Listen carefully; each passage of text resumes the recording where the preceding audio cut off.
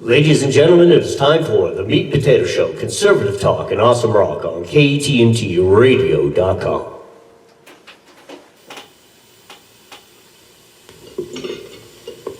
Willie, you don't have to worry anymore. Those Russian guys won't be back.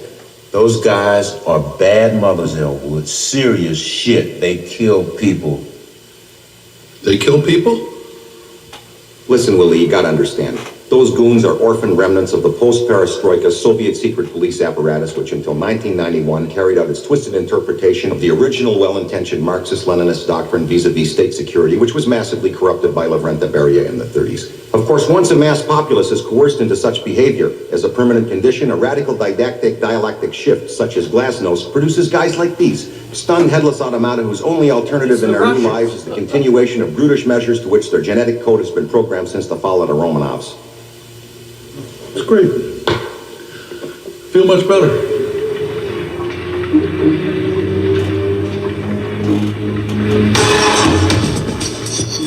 Here we go, folks. Meat and Potatoes Show. Conservative talk. Awesome rock. KTNT Radio.com.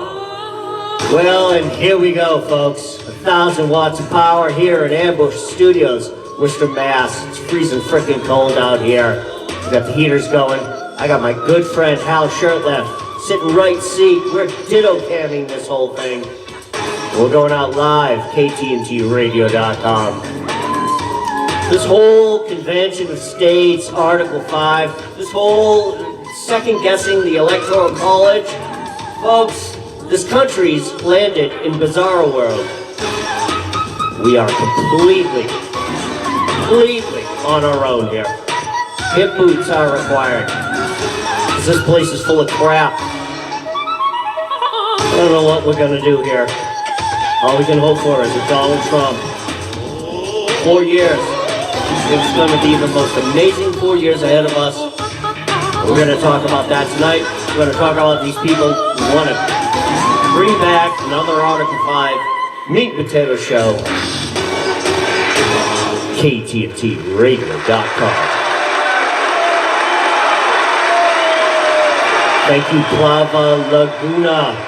So we got some great stuff tonight. Our featured artist tonight is going to be NXS Live from the Live Baby Live tour. And we have Michael Hutton from Americans United Against Tyranny, who's going to call in later on in a few minutes to talk and debate us pretty much on this whole Convention of States, Article 5. But to get to my great guest, a man who's been a mentor of mine, somebody who's been behind the scenes, not only in our Worcester Tea Party, but he and I have crossed paths a million times throughout the past 8 years on this path of liberty. Former New England chairman of the John Birch Society, is now camp director here in New Hampshire for Camp Constitution, my good friend Hal Shurtleff. Hal, please. Hey, thanks for having me on. It's a real honor and a privilege. I like this studio, and you're like a one-man band with all your equipment here, and you're the producer, director, and filmmaker at the same time. Yeah. We do everything. Well, after 8 years, I better be good at something that I'm doing. So anyway, Hal, let's talk a little bit about Camp Constitution. Let's open up with that before we get into our Convention of States thing, because that's gonna take a while here. So anyway, yeah, Camp Constitution. We started the Camp Constitution. A few of my friends got it started in winter or the December of 2008. We held our first annual family camp in the beautiful town of Ringe, New Hampshire, in the southwest section of the state. And it was initially it still is an all-volunteer entity made up of liberty-loving people. That not only do we want to secure the blessings for future generations, we want to be actually prepare this generation, and our goal is to our motto is honoring the past, and that it means the distant past of our great nation, and also the more recent past. Teaching the present, not just young people, but adults. There are a lot of adults that don't know this important information. and then preparing the future. The next, we're trying to pass the baton of freedom and liberty to the next generation because, quite frankly, our generation dropped it, and dropped it pretty badly. So, and in addition to the week-long, actually it's a week and a day now, we have a speakers bureau. On our website, campconstitution.net, you could find all the great things we have available. We just started the Speakers Bureau formally just a few months ago, and we've got a number of engagements in the next couple of months.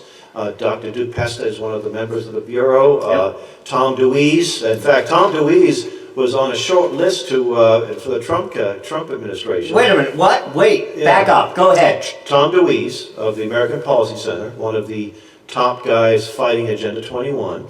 I just got his email today, and a short list to be... He was on the list for a cabinet position somewhere, where you can do a lot of damage, hopefully. Undo what Obama and the Bushes have done and the Clintons have done for the last 20 years. You know what, it doesn't even matter if he didn't make it.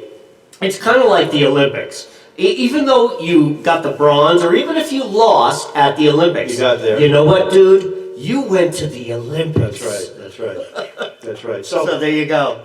Dr. Punamatula Kishore, who's freezing in the studio here, is also on the tour, and he'd be a great guest down the road. A documentary about his ordeal is being produced just as we speak. And we have, who else do we have? Reverend Stevie Kraft. Let's take a minute as we get into this. You want to come on the mic? I've got a third mic. I'm waiting for the phone call. Do you want to? Sure. Why don't we do that? All right. Excellent. It's a free phone. It's my show. You know how Hey, I own the network, so whatever. So, and then in addition to that, we have the Sam Blumenfeld Archives. Sam was a pioneer in the modern homeschool movement. If you're a homeschooler in the last 40 years, you probably know about him, know about his writings and works. And he bequeathed his library to me. And it was sort of a wonderful burden because we have all this great material, years of his speeches in cassette that we transferred to MP3 and MP4, his speeches that he was talking about these issues. You know, Common Core is a more recent problem. But he was talking about defederalization. He was talking about it in the 60s, in the early 60s, and how we dumbed down. And so his newsletters are up there on our website. We're getting, just on that page alone, about 150,000 views per month. Some unpublished manuscripts, and the man knew he was a publisher for Grosset and Dunlop. He published the Hardy Drew books and Nancy Drew, Hardy Boys and Nancy Drew. So a lot of that stuff, his alphaphonics, you can actually teach people how to read the right way, phonetically, on our website. Sure. Not only can you have the alphaphonics workbook in PDF, but you have 128 lessons. We're all old, man. We that's how we learned. We all went through that. Well, what happened, I went to a public school, and they used Look-Say, and I had trouble with it. So my first grade teacher said to my mother, teach him at home. Well, my mother was born in 1920. That's all she knew was phonics. So I learned how to read phonetically. Sure. I mean, I was doing no stupid Dick and Jane, but I was sounding the letters out, learning what the sounds of letters and the vowels and so forth. Yeah, but you were a kid at the time. I became a very literate person. And then we have a YouTube channel. You can visit a lot of our classes at camp and some of the other events. We go to historical reenactments and such. You'll find those online. And we have a bookstore. We do publish books. And we just republished a book called Color, Communism, and Common Sense. First published in 1958 by a former black American communist. Wow. Manning Johnson. And what motivated me us to reprint it was the fact that Reverend Stevie Kraft got a hold of it. He was with me not too long ago. And I assumed he had seen this in the past. He said, hey, he's reading it. It's only about 80 pages. And he said, this could have been written yesterday. And I said to him that the playbook doesn't change. The names change. The word communist, you could put the word progressive in there, a socialist, or a George Soros back person, and take out the word communist, and you get the same thing. How do we keep going down this path? How is it that, given that we know our past, and that we know that it's a failed situation back in the day, and knowing our recent history, the fall of the Berlin Wall, the death of Castro, this is all recent. We all know that socialism has the longest history of having failure. the shortest history in the United Well, States. we know. Longest history of failure, See, right? we know. How do we keep, why does this head keep turning? I think it's the fact that there's so many people that are totally misinformed or uninformed or just indifferent. But is that part of the plan to keep people Well, in my misinformed? opinion, it is. I think that if you look at the Common Core system, that's designed to dumb people down. Sure. So there's no question about it. You and I have covered this many times. You're not going right? to leave Common Right. Core and come out of the highly literate and informed. You're going to become basically what the state wants you to be. Yeah, but this is like 5.0. This is like Windows 10 as far as federal education is concerned. This has been happening for decades. It started Why in this though? country. It started 79. I know. 79. The Department of Education. It started in the 1840s with Horace Mann. Horace Mann went The to Germany. whole public. The whole Horace Mann went to Germany. He went to Prussia. Prussia had state schools. When you have if you have a Catholic school, you teach the parochial school. You teach what the Catholic Church, Sure. which makes sense. If you go to a Baptist school, you want to teach what the Baptists Right. believe. So if you go to a state-run school, you're going to be taught what the state wants you to have. And so Horace Mann left Prussia, and he said, "This is the future." And That he was able his to. plan. The first step was to have compulsory education laws passed, and eventually, it took a while, but all 50 states, well, that time there weren't 50 states, but, in But fact, every state pretty much adopted the and Horace program. Mann knew exactly what he was doing. The blueprint. He was trying to transform, he actually used it, he said that parents give us hostages. It's not about the children. And then John Dewey came on the scene the last half of the 1800s and the early 1900s. I think he lived to be about 90, he lived almost 100 years old. And he was the next fellow. And John Dewey in 1898 wrote an essay where he said, "We do not need a literate nation." So they were discouraging literacy. And then along came the Dick and Jane books by George Count, and they got funding from the big foundations, the Rockefeller Foundation. And this look-say method was introduced back in the 1930s. If it wasn't for the Depression, we would have more functionally illiterates. But it wasn't until after World War II that most of the public schools were promoting this. And it was a famous book, well, famous in some circles, most people have never heard of it, Why Johnny Can't Read by Rudolph Fleisch.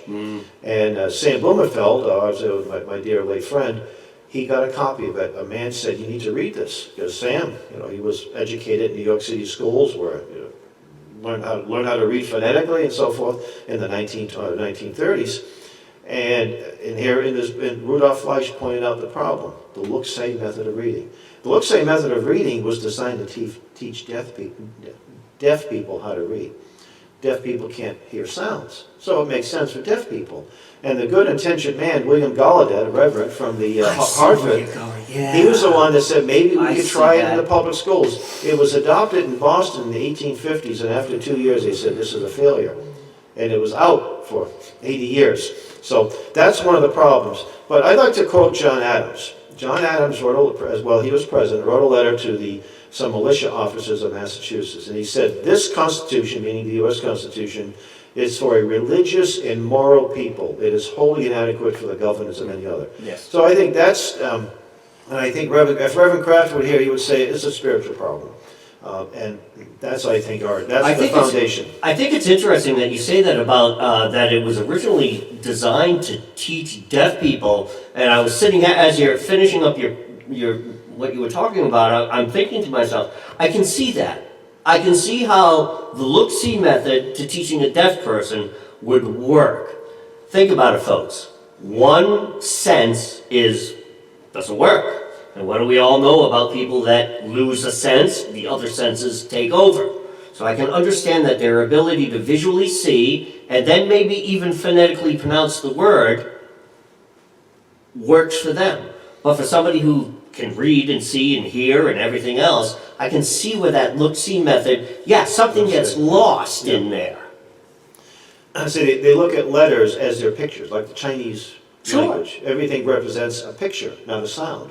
Or our language is 85% phonetic. So when you teach children, and it's a phonetic reflex that you get, and then you come to public schools, and it's interesting, that educational rung was cut. I think Sam Blumenfeld said the average 5 to 6-year-old has a vocabulary of about 2,000 words that they learn all by themselves, just by being around their intelligent parents, or TV, or internet, or what have And you. folks, how many times do we say to our little 2- and 3-year-old, who taught them how to say that? That's right, they pick Who it up. taught them how to say that? They're little, they learn more. Honey, no. No, seriously. That's right. Well, sometimes what comes out Could of be mouth is anywhere. a bad word, you don't want it to be. Even a bad word. Listen, folks, it comes from just passing by. Children are sponges. They're knowledge sponges. You could just walk by somebody could be having a phone conversation, and they walk by, and the kid hears a word, and somehow it clicks, and there you go. That's right. They're off and running.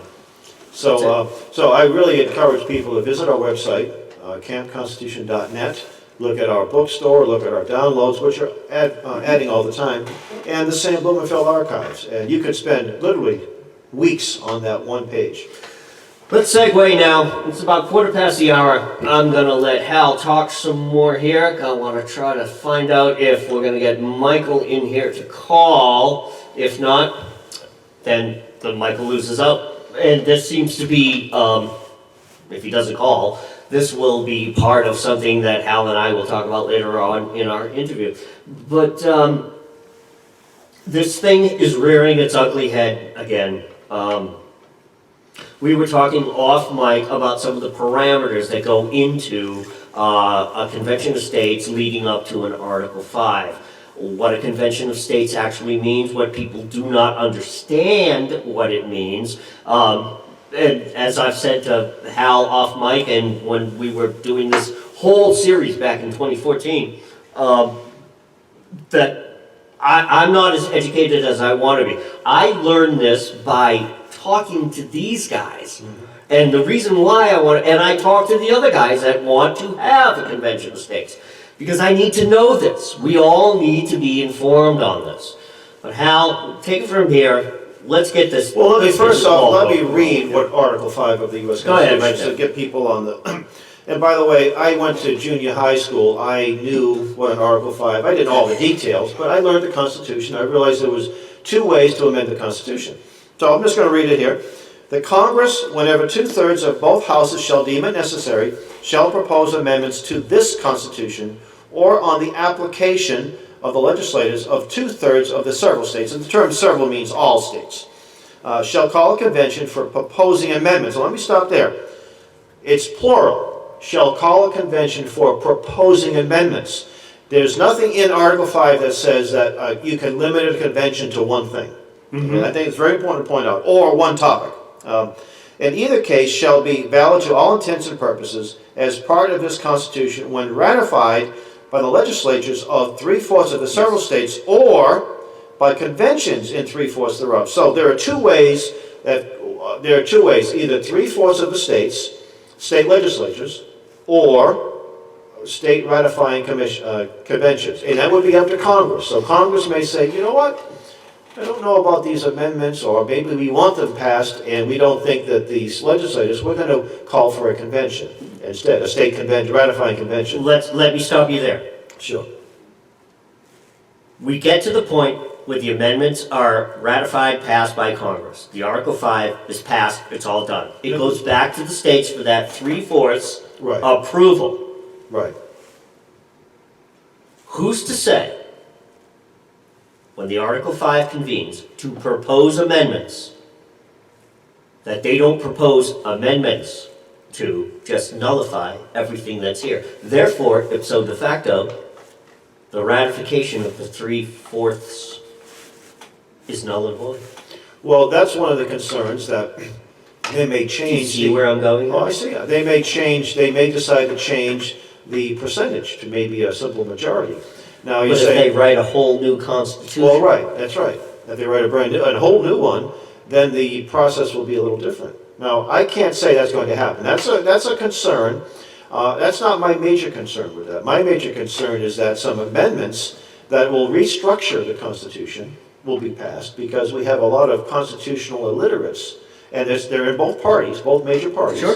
Don't say, well, because the Republicans are I'm the majority. illiterate. This is why I'm doing this. You know, So- I need the education. Anyway, so that's the other concern too. Now, the Congress, when they got to repeal the prohibition, the 21st Amendment, they knew there was some dry states.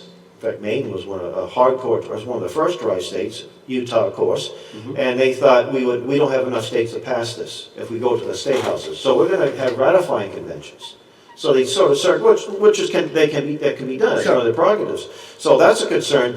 The Article 5 supporters, a lot of them, when they testify, and I testify myself, they always forget to mention the ratifying conventions. And they say there's no way that 3/4 of the state legislators, will ratify bad amendments. And the answer is, well, they already have. They have a history of doing that. The 16th, 17th, and 18th, right. Arguably, or all bad amendments. Yeah. And that was done by 3/4 They of the got states. ratified. It was interesting, too, the 17th Amendment, the one that basically took power from the states and gave it to the feds. So how they did is that senators were used to be chosen by the state legislatures. So a senator was not beholden to the It's all average to the voter. popular vote now. He was beholden to the state legislature. So they were basically ambassadors from the state houses to Congress, or to the national government. That changed. I can and see it the was, benefit in that, because it's more, I'm sorry, it's more of that grassroots, because you in that state have elected your representatives and state senators. Right. Those state senators represent your state, so therefore, they're incumbent to pick a national senator based on your decision, what you want to have represented. One of the biggest problems, and I can agree with the Article 5 supporters, Article 5 convention supporters, that we have a runaway federal government. I agree with that. But you've had the complacency, the willing participation of state governments. The state governments allowed this to happen. Well, they just love the And money. if they had two senators that were responsible to the state government, they wouldn't allow this power transfer. I see where you're going, right. So, and it was a threat. Bringing me back to my point, it would be more beholden to the actual people of that state, rather than the lobbyists, the special interests. Exactly. So it was, and it was the threat of an Article 5 convention, which has got Congress to pass it. Congress probably thought in those days, well, we're only 2 states away from having this convention. We don't want a convention, so we're just going to go ahead and pass this amendment. And the states would never ratify it anyway, and they did. So, in fact, the Article 5 supporters, one of the things they want to see is to repeal this. And it was a threat of an Article 5 way back in 1916 and so forth that gave it to us. So yes, Congress, the state legislators have indeed passed bad amendments, more than 3/4 of them. And look at Common Core. 46 states took it. Now, it didn't go to the legislatures, but they're not getting rid of it very fast, are they? Even in these Republican strongholds. No. So anyway, so that's the gist of it. And there's a few things that were accepted. I won't do it. When you look at, I'm going to say it starts at the 17th Amendment. Some will argue the 16th Amendment, but Income tax. Yes, income tax. Throughout the 20th century, many of the amendments that came through weren't to expand freedom. Exactly. Yeah, civil rights here, there, that kind of thing, but they weren't necessarily to expand freedom and to limit government. They were more to take more of it away, kind of compartmentalize and well, we're going to define the Constitution. Well, here. you look at the Bill of Rights, the first 10 amendments. This was a restriction on Congress. Yes. It was what Congress cannot do, what the federal government cannot do. And the 9th and 10th Amendments basically said, if we forgot anything, you can't do that either. You can't, right. And the 10th Amendment says the powers now specifically granted to the federal government, and the powers are limited. And people understood the Constitution. They talk about the president. Oh boy, some people didn't like Trump, some people love him. The president's duties are very limited in the Constitution. Very limited. So if we had a constitutional president, it wouldn't be that big a deal. So the liberals have no reason to complain. Oh, we've got this bad guy. Trump's a terrible guy. Well, you wanted to have an all-powerful president, so don't complain. And according to the Constitution and the Electoral College, that has nothing to do with the presidency in China. All of this, and as you've seen, folks, in fact, they just had the vote, the Electoral College vote. Trump won again. He picked up a couple, didn't he? Well, actually, I think there were 6 unfaithful delegates for Hillary. I think they voted for Bernie. They voted for Bernie. They thought it'd be a lot of people. Okay, so a small correction. Trump might have not picked up more delegates, but Hillary got even less. That's right.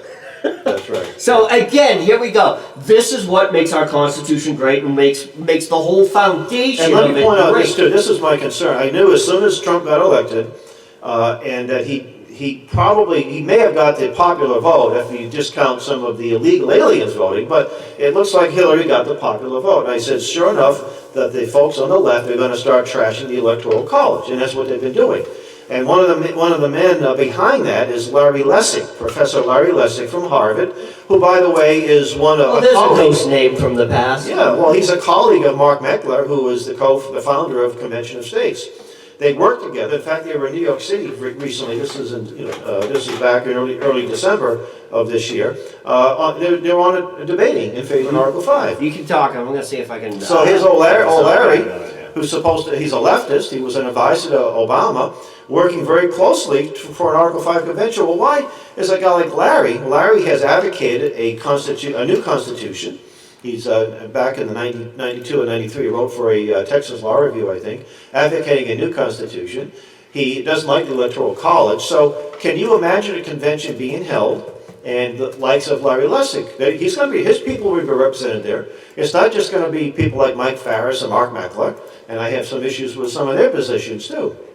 So you're going to have a lot of people who do not share the concepts of limited government in the Constitution. They don't like the Constitution. In fact, if you go to the Convention of States website, you will see an introductory video by Mr. Mike Farris. Mike Farris is the founder of the Homeschool Legal Defense Association. He's the founder of the Patrick Henry College, and he's authored a bunch of books. And he's calling for structural change of the Constitution. Now, so he's not just advocating a couple of amendments, structural change. He actually says this. He says, we're not worried about changing personnel. We need to structurally change. So what I've been telling people is that they want to make the Constitution Common Core compliant. They want to lower that 10-foot net so everybody can be somebody 5 foot tall can slam dunk. In other words, you could be a constitutionalist because we're going to restructure it. One of the things Mr. Farris is advocating is a 50-member Supreme Court, each one serving one 6-year term. I wish I were kidding. Now, I don't know how You'd that... never get anything. It'd be like an EU Parliament. Well, he's actually going to the EU. He's looking at the European Union and saying we should adopt that. Oh, this is And he dares call about people... another failed enterprise. He dares call people who oppose an Article 5 convention enemies of the Constitution. Man. He advocates restructuring it. And Let's get into that. These people that look at you and that, these guys are wrong, they're crazy. Go on. Nothing crazy. Keep going. Yeah, so Mr. Farris is, he's saying that we don't have to change the personnel. That's like saying, I got a bad baseball team. My guys can't hit, they can't catch, they can't run. I just got to change the rules to make them better players. I don't have to get rid of the players. No, you get rid of the players. If you can't run, can't catch, Oh my God, that's got leftism written all over it. And then the argument is, well, yeah, that's just an idea he's throwing out. Well, they're spending millions of dollars. They have a lot of resources. Yeah. I remember one of my colleagues, I've not met him personally, but he's in South Dakota looking for he's got to stay there an extra night. And I said, hey, I'll put you up for an extra night. He's not flying around the country first class, staying in 5-star hotels and sauntering into these committee hearings. But Farris has been traveling all over the country the last 4 years. In some cases, he'll hear about a hearing tomorrow in North Dakota. That's an expensive airline ticket. But he's there in North Dakota testifying. They got a lot of money. They spent, I don't know how many millions of dollars in New Hampshire between the left, the group called Wolfpack, and the Convention of States. You and I talked about that, the Turks. Yes. Young Turk guys. Yes, Cenk, I probably got to be able to pronounce his name. Cenk Uygur, I think, is how it's pronounced, right? Cenk Uygur. By the way, he's a Holocaust denialist too, by the way. And you say, what? Oh, he must be a neo-Nazi. Oh no, he's a Christian Holocaust. In other words, he's just the Turkish Holocaust. So right? you can deny the Turkish Holocaust that killed about 2 or 3 Armenians, 2 or 3 million Armenians in during World War II, a little after. And that's a politically correct. Trying to get my can of chew that fell down there. Go ahead. Your snuff, as they used to call it when I was in the Army. Go ahead, keep going. Yeah, so we're real professional here on the Meart and Potatoes Show. So, and now Mark Meckler, who is the founder of Convention of States, I actually went to that meeting in Harvard in 2011, the conference of the Constitutional Convention. It was kind of interesting too, because back then it was the people who now say there's no such thing as a con or Constitutional Convention. They were okay with that term back in 2011.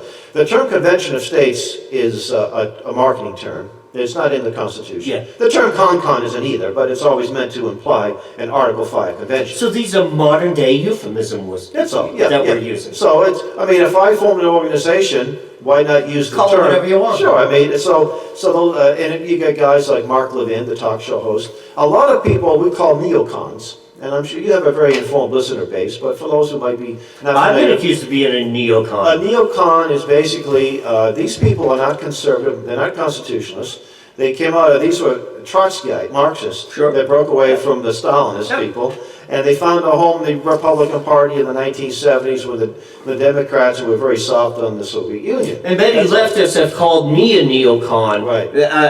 The prefix of the term neo, meaning new, New, but it's really a misnomer. It's a misnomer, and they would say to me, well, Christopher, you were once a liberal back in da-da-da. Yeah, that was 70s, 80s. It's now the year 2008, 2010, 2012, 2016, when I started the whole Meat and Potatoes.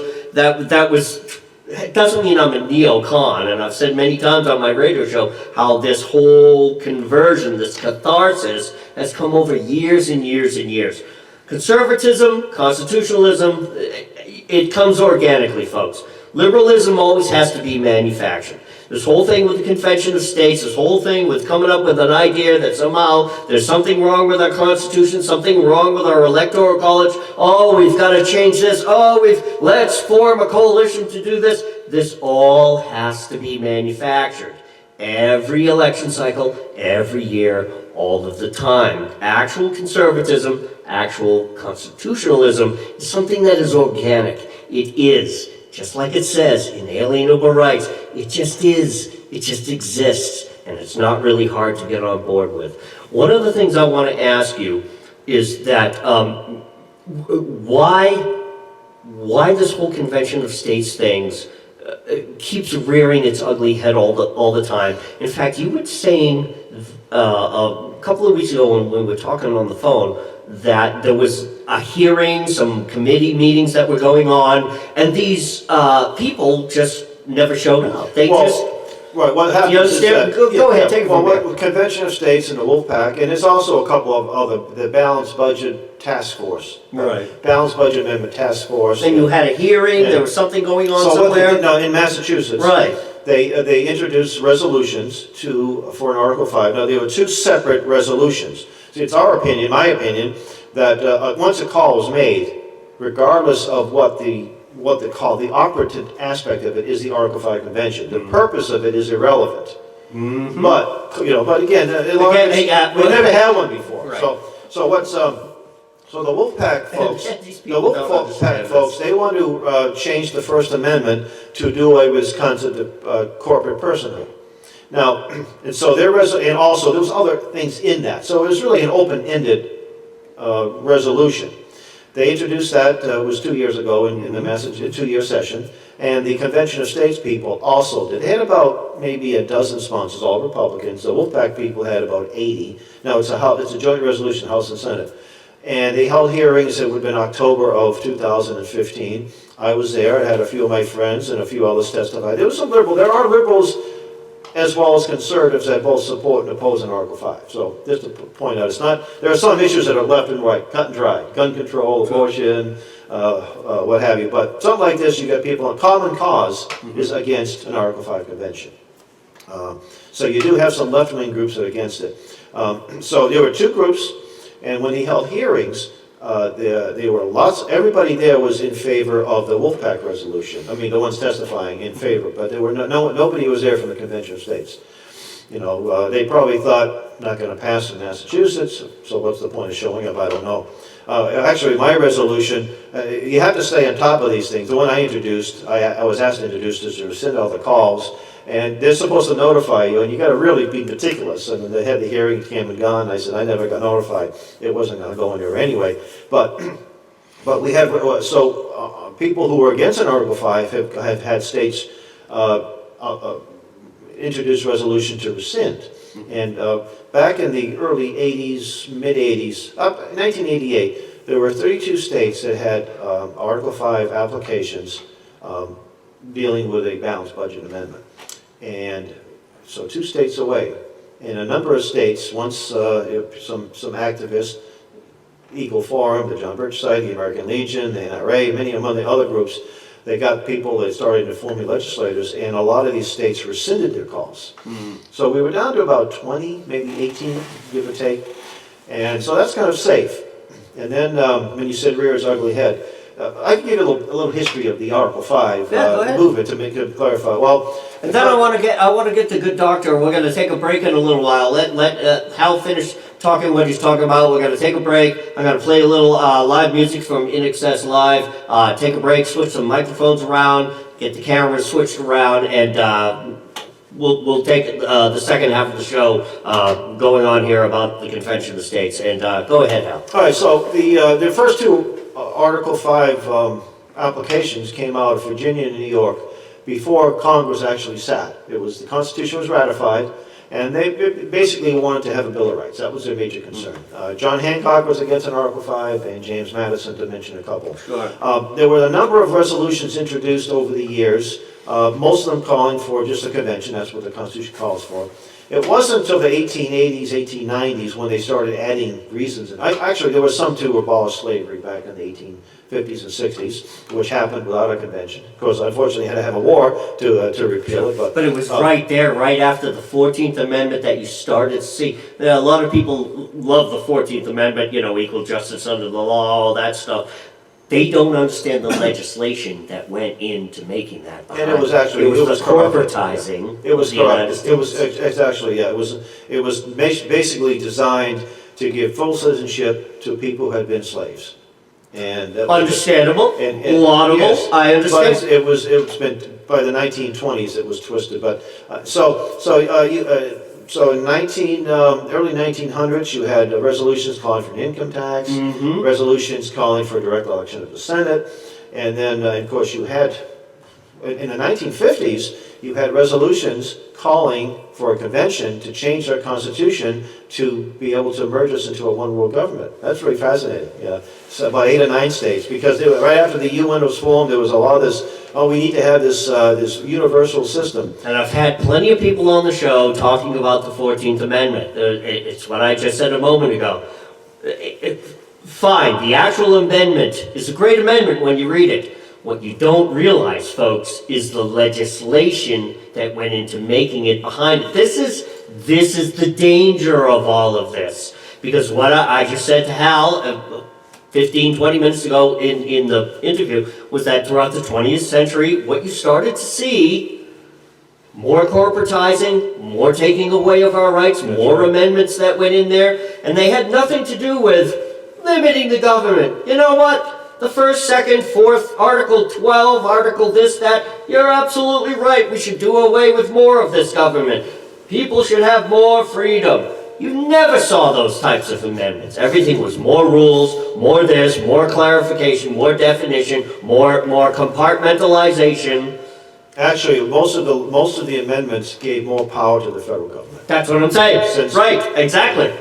That's it. That's it. And I know one of the arguments that Article 5 supporters will say that, Congress obeys the amendments. Yeah, when it comes to income tax, they'll obey it. And it's a question, it's interesting, it's not so much it's not that they're disobeying I got some prime real estate east of Cape Cod I want to sell you. It's what they're doing in excess of the Constitution. The Department of Education should not exist. It's not in the Constitution, but we have it. There's a lot of everyone makes fun of Rick Perry because he forgot the Department of Energy. You know what, folks? I've been doing radio for 8 years. I can't remember half the departments. I talk about stuff like that all the time. And the reason why is that they shouldn't exist anyway. That's right. So, unbelievable. So, as a friend of mine said recently, he said, we don't have a paper problem, we have a people problem. The Constitution, and Article 5 Convention, it is in the Constitution. I would say that any of the founders who wrote this, if they looked at the caliber of the average politician today, they would say, what were we thinking when we wrote that? I mean, if they knew what we had today.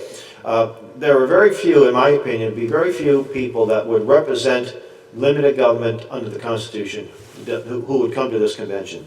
Now, there's some other issues too. Let's say that the Article 5 people, the Convention of States they have 8 resolutions that have been introduced. They're spending a lot. They got 4 years, they got 8 states. That by the time, if they ever get 34 states, it's probably going to be $2 or $3 million per state is what they're going to spend, right? So it costs They're spending a lot of money. They have it, Sure. I guess. Which So- begs the next question, who's funding this? So, well, you could look at ALEC, American Legislative Exchange Council, the Koch brothers behind them. And again, just be honest, where your money comes from. If this is supposed to be out in the open. Sure. They should, okay, we're a free country. People should have the right to oppose or support different issues, but the money space should be known. You know, so again, we're very modestly funded. We're always looking to get more. We're actually going to be bringing in into the New England region in January a speaker from Montana on the subject, testifying. We're going to be doing some press conferences at the state houses. Great. And so, you know, we have a fellow that's putting up the money, and we have a little bit here and there, and so we don't have hundreds of thousands of dollars to have full-time staff and all that to do that. But I like to think that an ounce of the truth is worth a ton of misinformation. What's important is that you are well connected and you're getting the right type of people. That's right. And your work from John Birch all those years. I mean, those contacts. Never mind John Birch. Those are contacts you did. I mean, it's like me with my show. Everything is my own hard work. Sure. That's all your hard work. Well, in Maine, we had hearings there 2 years ago, and we were outnumbered in the hearing room, probably 4 to 1. But we had some really key people. We had a constitutional attorney, a little lady from Connecticut. To give the actual good speech. We thought, well, we're probably not going to win, but we gave it our all. We got into the arena thinking that, you know, with the intention of being successful. I said, we're probably not, but we have to do what we have to do. And we've discovered that the committee was a majority Republican. They voted against the Governor LePage, whom I do like. Right. He was advocating a balanced budget amendment, Article 5 convention, and that was defeated almost unanimously. The Wolfpack, and they had a lot of noisy, it looked like a Ben and Jerry's convention. I mean, all these. Oh, it's more of that. Really? Oh, Because yeah. I've never been to one of these. It's more that lefty This yell. time, they were outside with all their signs and Oh, things. They even come had little on. songs about it. Have a you know. message. Be definitive in what you do. Come on. Well, there's only got one vote. I'd have more respect for you. Yeah, and I think the Convention of States, they got about 5 to 6 votes out of 18 maybe, but not enough, obviously, Sure. to go. Sure. And I thought in last year in New Hampshire, they actually passed it in both the House and Senate. They passed it in the Senate and went back to the House, and it was defeated, inexpedient to legislate. They tabled it. So we had to stay at it, and we just hope we can outlast them. And these things go in cycles too.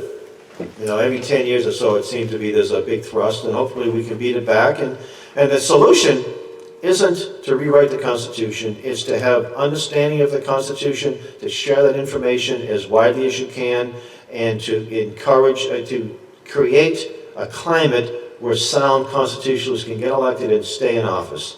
And that's really what our goal has been, and we'd like to think in a small way we're able to help to do that. The Meat and Potatoes Show, conservative talk in Awesome Rock on KTNT Radio.com. My good friend Hal Shurtleff. Oh, I just want to, can I mention? Real quick, we're going to segue. We're going to get some If good any of doctor your in here. listeners want to get more information about this, You'll be back on, but go ahead. Okay, yeah, go to our website, give me a call. My email is campconstitution1@gmail.com. We have a Facebook page, and we can put you in touch with people in your state who are fighting this, and you get more information on it as well. Okay, we'll be back. We're going to play a couple of things from InXS Live. We're going to switch some mics and cameras around, and we'll be back with the second half of the interview here on KTNT Radio.com.